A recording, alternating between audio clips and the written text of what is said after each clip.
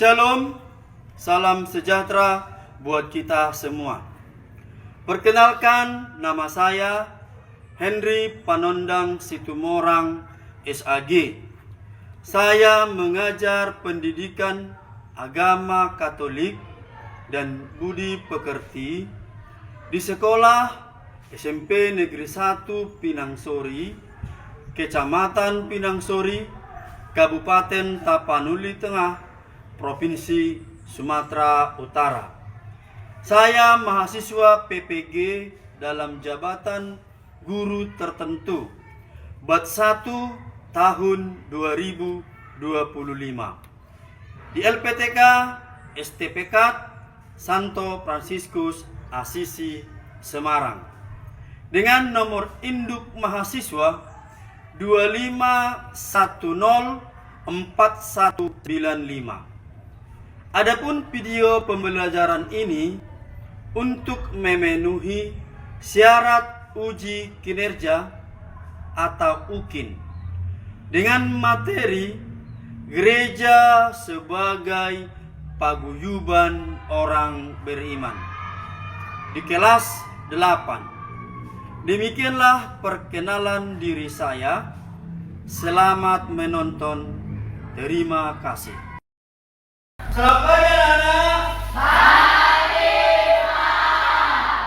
Oke, jadi gimana kabarnya semuanya?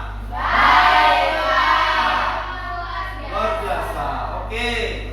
Jadi untuk itu, karena kita sudah sehat-sehat dari rumah sampai di sekolah, makanya kita selalu harus berterima kasih. Kepada siapa kita berterima kasih? Tuhan.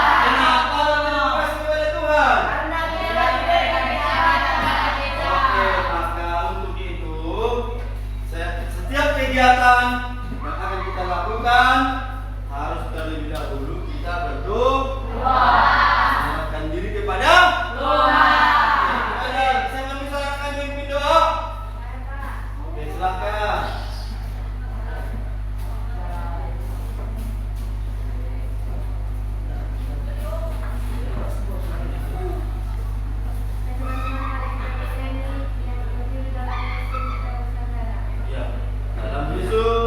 Kita bersaudara.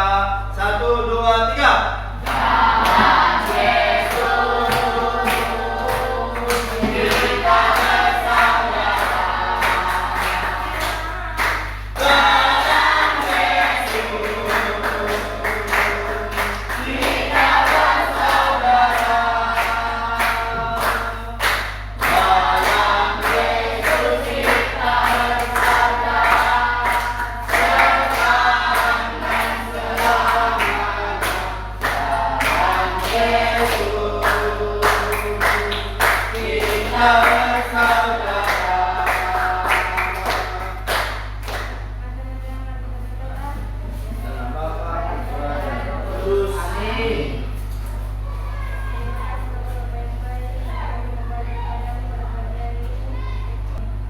Bapa, Putra, dan Roh Kudus. Amin.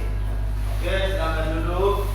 Terima kasih kepada anak kami yang telah memimpin kita dalam doa untuk memulai kegiatan kita pada pagi hari ini.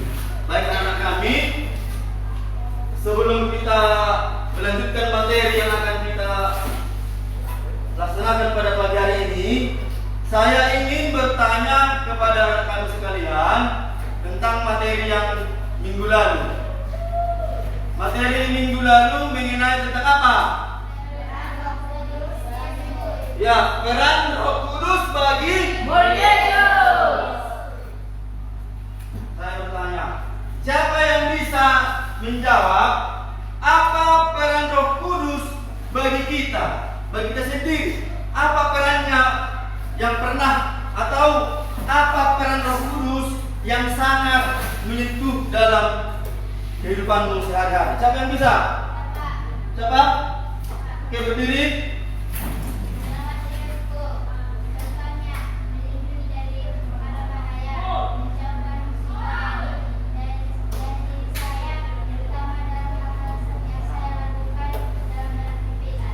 Ya, menolong dalam segi marah bahaya. Ada yang lain?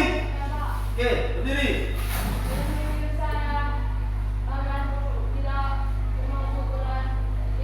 Iya.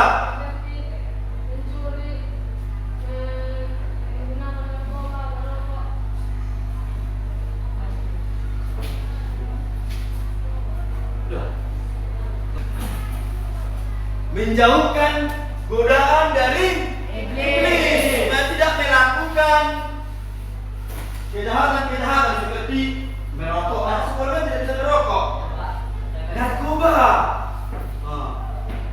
menjauhi supaya tidak mau mencuri. Nah, itulah peran Roh Kudus bagi diri kita masing-masing.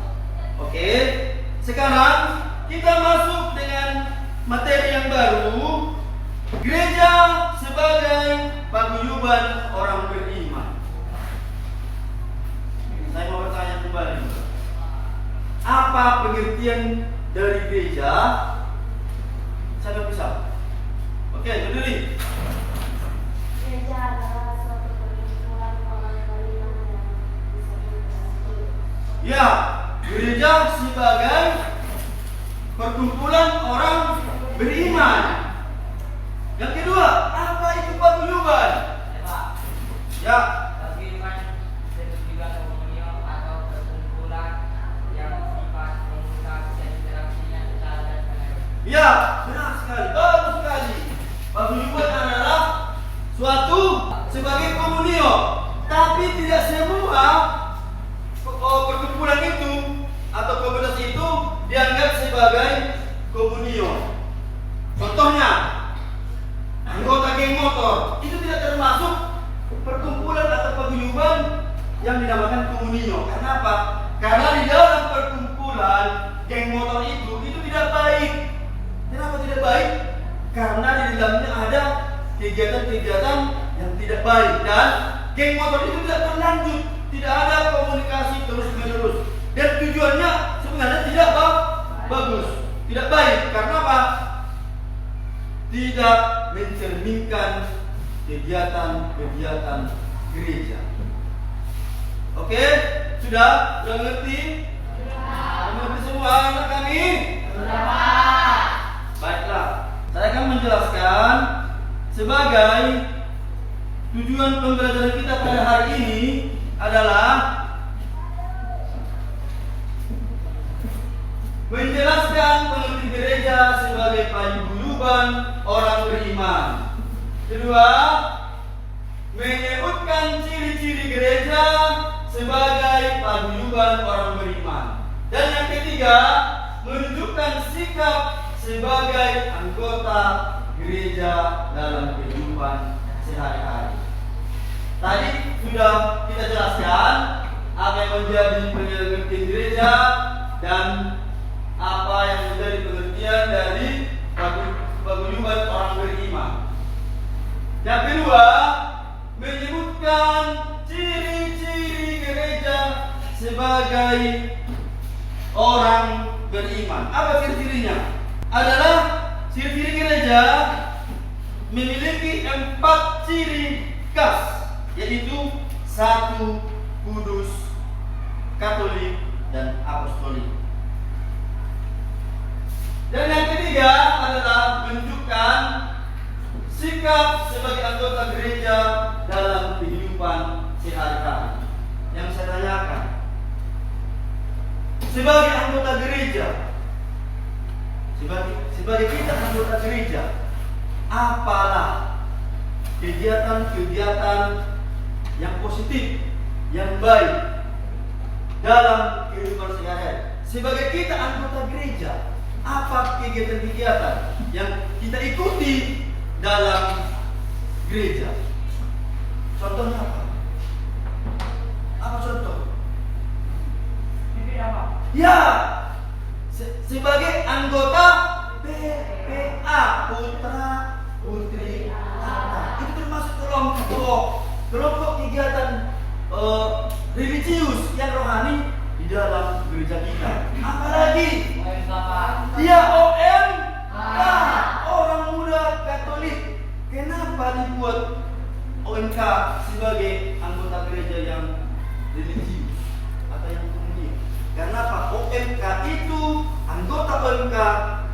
Di dalamnya yang dibicarakan adalah kegiatan-kegiatan rohani, kegiatan-kegiatan ketuhanan.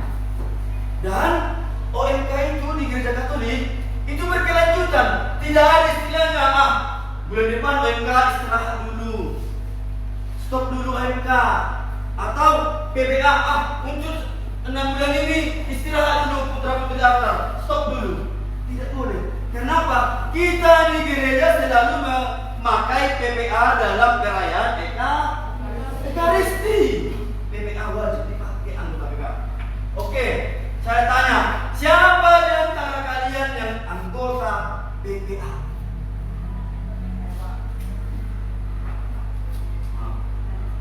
Dan oke, terima kasih. Kalau memang kita sudah menerima komuni pertama, itu syarat pertama menjadi anggota PPA. Kita harus terlebih dahulu sudah mengikuti komuni pertama. Sudah mengerti? Oke, sekarang kita lihat video yang di depan. Kita mau simak ya. What is the church? Is the church a building? Is the church a pastor? Or the staff? Is the church the music? The tradition? Or the ministries? These are all good things, but they are not the church. Take them away, and the church is still here. Why? Because you are still here. The church is you. The church is you with a purpose. The church is you on a mission. The church is you with a plan, a simple plan to plug into God at a weekend service, to charge up in a small group community, to live out using your gifts and passions, and to pass on your faith to those who do not know Christ. When you and I live like this, all the things we used to do in church become things we do as the church. God desires it. The world needs it. And we are called to be it. What is the church? The church is you. Intinya, gereja itu bukan hanya sekedar gedung, pelayanannya, tradisinya, dan lain-lain. Tetapi gereja yang sesungguhnya adalah Anda, saya, kita yang terpanggil menjadi orang beriman kepada Allah melalui Yesus Kristus. Ikatan kebersamaan kita dalam gereja sangat istimewa. Yang menyatukan kita bukan kepentingan, melainkan iman yang diwujudkan dalam ibadat, dalam pelayanan, dalam ekaristi, dan dalam persekutuan. Maka melalui materi ini peserta didik diharapkan mampu: 1. Memahami ciri perkumpulan yang disebut sebagai persekutuan atau komunion. 2. Mendalami gereja sebagai sebuah persekutuan umat Allah. 3. Menilai diri sendiri dengan memberi skor pada setiap pernyataan refleksi. 4. Menuliskan nama para pejabat gereja dan menempelkan fotonya pada kolom yang disediakan. Sekarang kita masuk pada langkah pertama, yaitu memahami ciri perkumpulan yang disebut sebagai persekutuan atau komunion. Tidak semua perkumpulan pantas disebut persekutuan. Perkumpulan dikatakan komunion atau persekutuan jika dalam perkumpulan itu ada komunikasi dan interaksi berlangsung terus-menerus. Baik, kita sudah menonton video yang ada di depan. Sudah. setelah kita menonton video, Bapak akan membuat tugas kelompok, mengerjakan tugas kelompok. Kerjakan sesuai dengan apa yang menjadi pertanyaan yang Bapak tugaskan kepada anak-anak ini.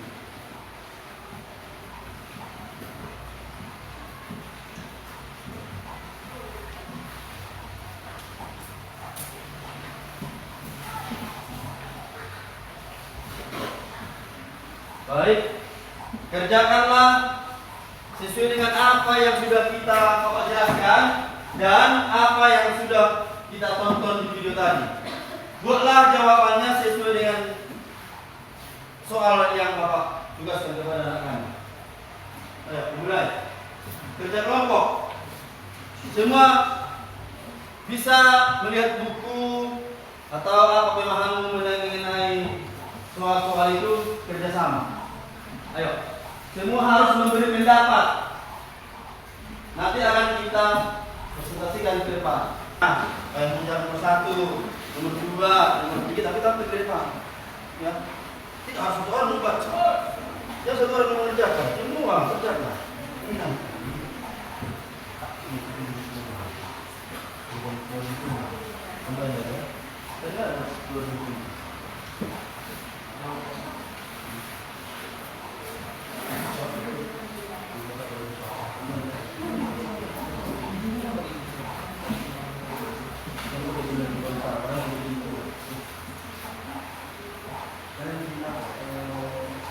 Pak, apa ini Pak? Mana? Ini.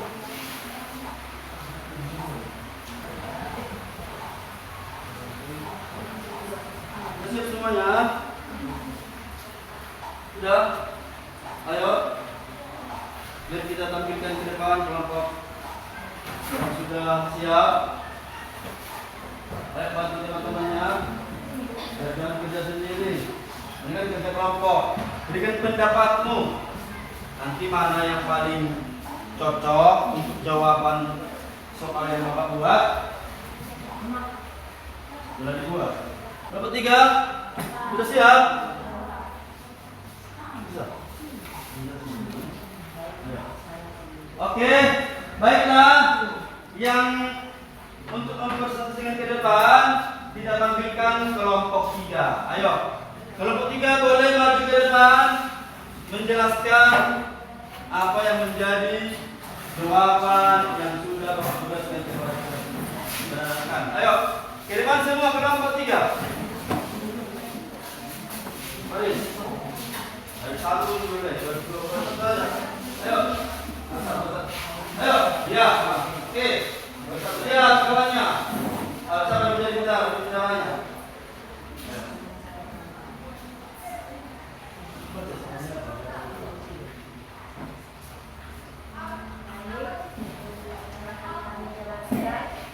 Soal pertama, jelaskan pengertian gereja sebagai pengumpulan yang hidup. Jawaban kami akan diskusikan suatu komunitas atau perkumpulan orang-orang yang dijiwai oleh iman akan Yesus Kristus dan hidup dalam persekutuan dengan Allah dan sesama. Ya. Nomor 2. Sebutkan dan jelaskan dua ciri utama gereja sebagai pengumpulan yang hidup. Jawabannya persekutuan dalam persaudaraan dan kesatuan dalam iman dan tali. Nomor 3, apa peran setiap anggota dalam membangun paguyuban gereja yang hidup? Berikan contoh konkret. Melalui pelayanan partisipasi dan pertumbuhan rohani dengan contoh konkretnya, seperti aktif dalam kelompok kecil sebagai anggota PPA, komite paroki, paduan suara gereja, dan doa lingkungan, membantu kegiatan sosial dan berdoa bagi gereja. Ya, tepuk tangan dulu kelompok kedua. Baik, untuk anak kami kelompok 3 yang sudah menjawab soal yang Bapak buat, terima kasih. kembali ke tempat.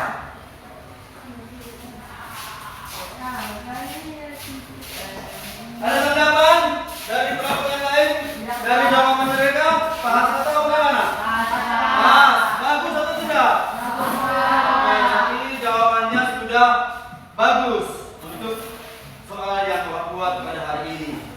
Baik, sebelum kita melanjutkan lagi kegiatan, terlebih dahulu juga kita membuat skripsinya kita biar pembelajaran kita lihat contoh. Kita berdiri semuanya.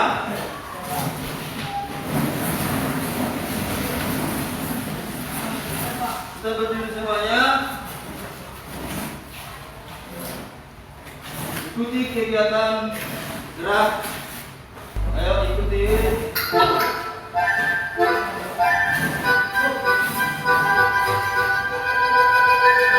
5, 4, 3, 2.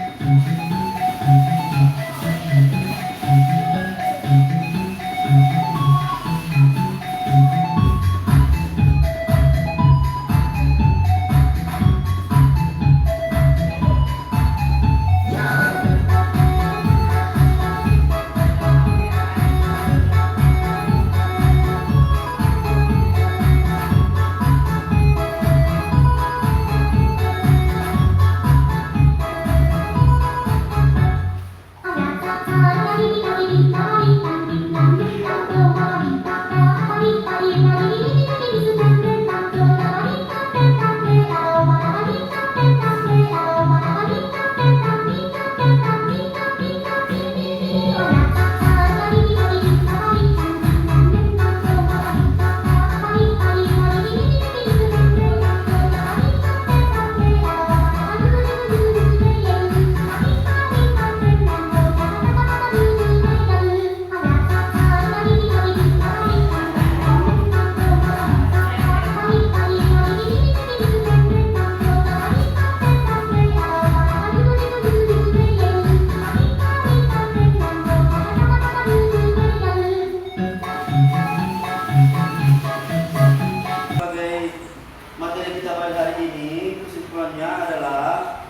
bahwa gereja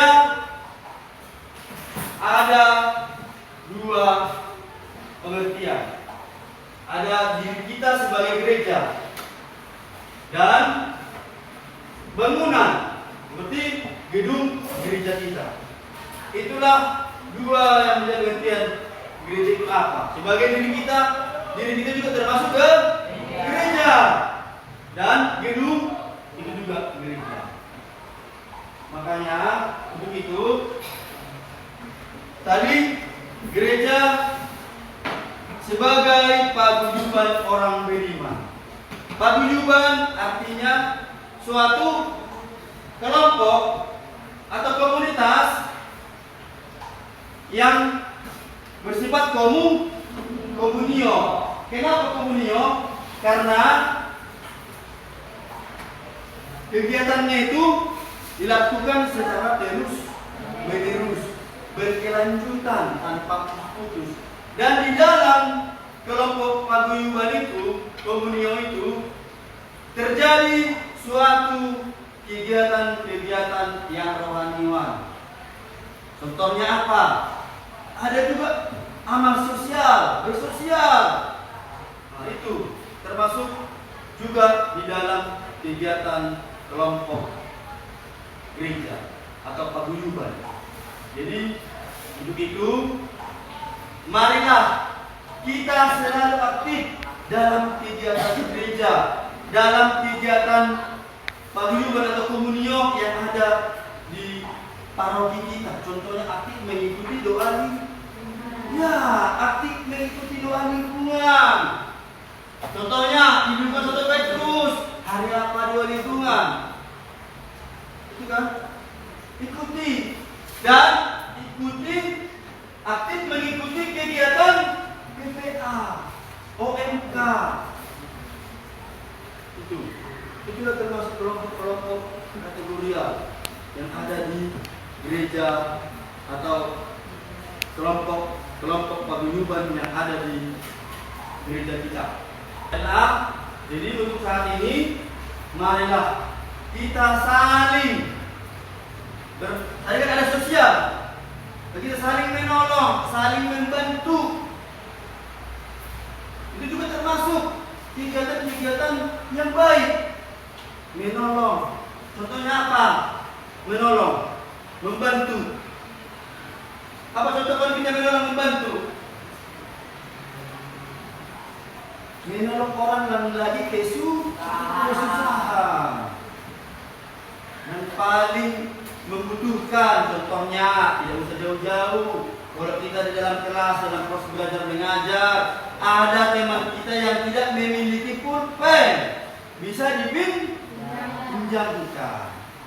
Itu hal kecil. Atau ada nenek-nenek yang mau menyeberang jalan, kita apa? Kita bantu untuk menyeberang. Oke, sudah. Karena materi kita sudah jujur, mari kita sebelum mengakhiri pertemuan kita, selalu kita berdoa. Ayo, siapa yang bisa menjadi pemimpin doa penutup? Oke.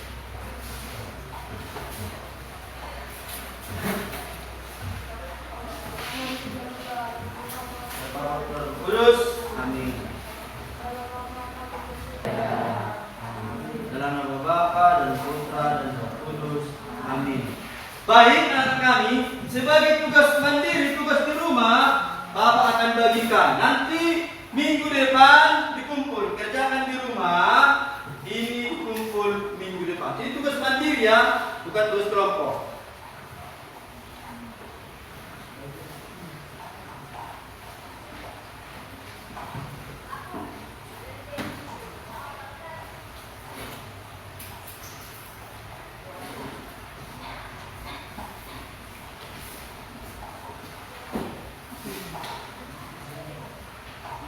Oke, sudah. Itu tugas di rumah. Sebagai PR di rumah, minggu depan Bapak akan kumpul. Baiklah, sekian tugas kita pada hari ini.